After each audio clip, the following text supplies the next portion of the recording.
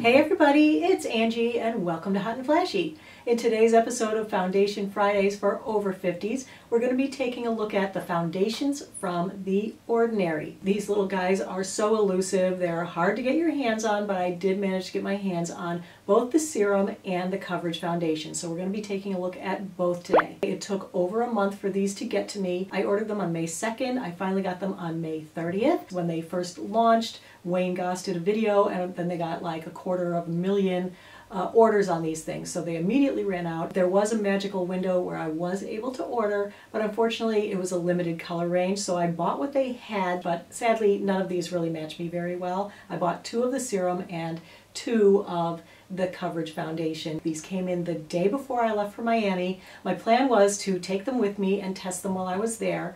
Unfortunately, the colors are so wonky that I couldn't really take them and test them because, you know, who wants to look a weird color when you're on vacation? So I didn't take them with me. So I'm only giving you a thorough 1-day test on each, but I think we can get a pretty good idea as to how they are based on the 1 day. The Serum Foundation retails for $6.70 and the Coverage Foundation retails for $6.90. Both are 1 ounce. According to The Ordinary, these are supposed to both be highly pigmented, natural looking foundations that won't settle into wrinkles or pores and that stay on the skin longer. Both the foundations, they say, offer semi-matte finish. Now on the Serum Foundation, they say that it's a lightweight, medium coverage formulation. On the Coverage Foundation, they say that these foundations are full coverage and that they contain a higher pigment level than the Serum Foundation, but they still offer a smooth finish that avoids the heavy makeup look that can make skin look more aged. The texture of this one, they say, is a lightweight, non-oily cream. These are both packaged in a frosted plastic bottle with a matte black pump dispenser. They both are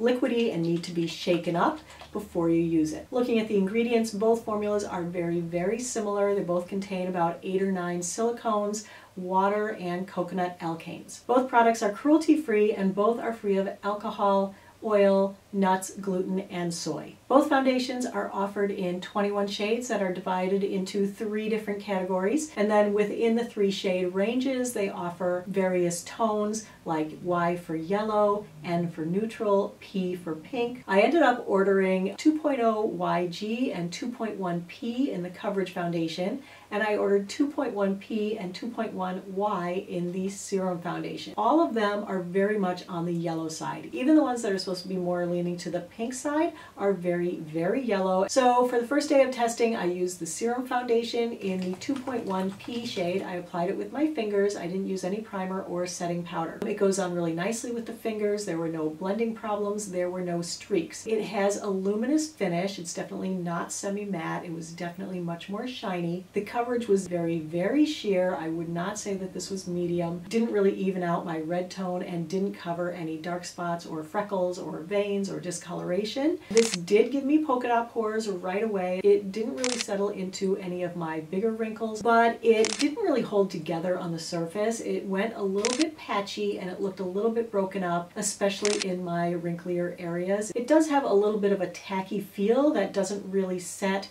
or dry back for quite a long time, if not all day. It is more of like a tinted moisturizer BB cream type of thing where you're still going to see a lot of your skin through, and if you have a good skin it could look great. I didn't think it looked that bad from a distance. At the 5-hour check-in, the shine had increased, which was accentuating every pore and all my texture. It was partially worn off on my cheeks, nose, and chin, which all looked quite red. My daughter, who's home for the summer, said that it looked greasy and bad. It stayed sticky and never really dried or set. It had settled into the wrinkles on my forehead and on my chin. It was actually flaking off on my chin where it had settled into those wrinkles early on. It just looked awful down there.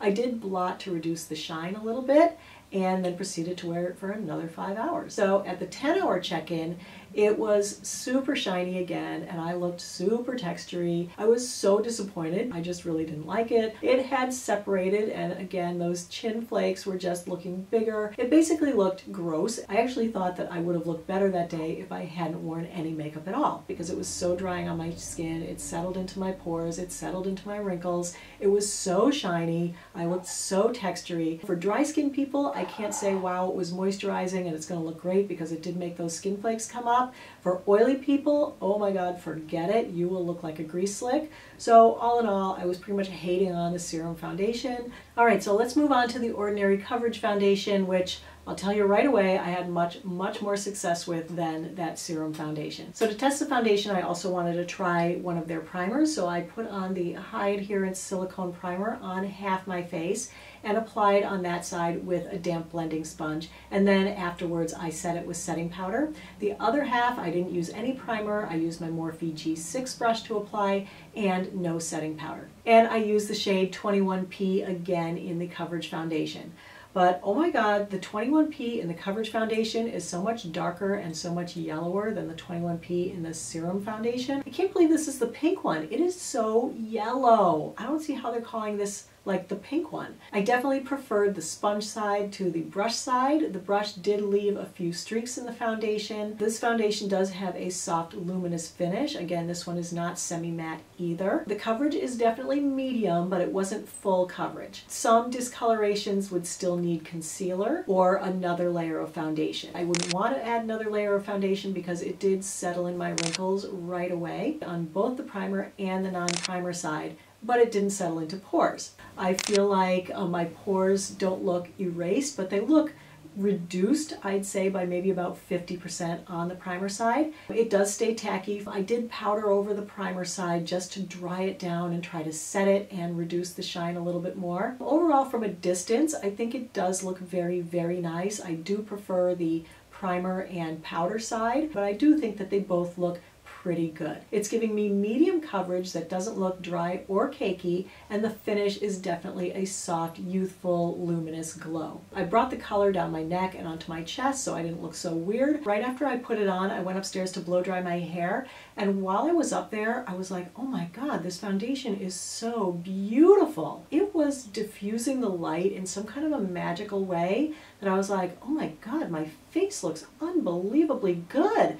It didn't last that long, but whatever it was, the lighting then, or looking at myself in the mirror, I don't know, it just looked really good. So this foundation does have like a little bit of a something something in the beginning. I went outside and tried to recreate that bathroom light, which I couldn't do, but I did show it to you in a couple of different lights, bathroom light and outdoor light, so let me bring in that footage now.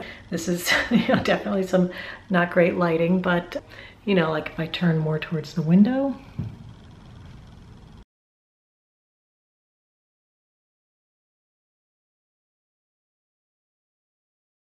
this side is the primer side, and this side is the no primer side with the brush. This side is the sponge. So here's how it looks in the outdoor light. So at the 5-hour check-in, I still felt like it looked pretty good, especially from a distance. It hadn't faded or worn off very much, but it was looking very textury up close, especially on the non-primer side. It had gotten a little bit shinier, but overall it wasn't too bad. Where it was settled into the wrinkles, of course it was still settled into the wrinkles, it was sliding around slightly on the primer side and gathering into my nasolabial folds. You can see that it was just more dense foundation right in here, and it was wearing off kind of on my upper lip. At the 10-hour check-in, it was worn off on my nose, my forehead, my chin. It looked pretty patchy overall, and I can't say that there was really that big of a difference between the primer side and the non-primer side. It wasn't like, oh my god, it really made this foundation last for the full 10 hours. I'd say the foundation lasted looking good for about 6 or 7 hours. And then after that, it definitely was patchy, sliding around, wearing off, and had gotten progressively shinier throughout the day so that I looked more and more textured. So let's do the phone test. Yeah, gross. Does not pass the phone test because it never sets up and it still feels tacky, and when I touch it, I mean, look at my fingers. They have foundation on them, so it's going to come off on everything all day. And then the last test is the flash photography test.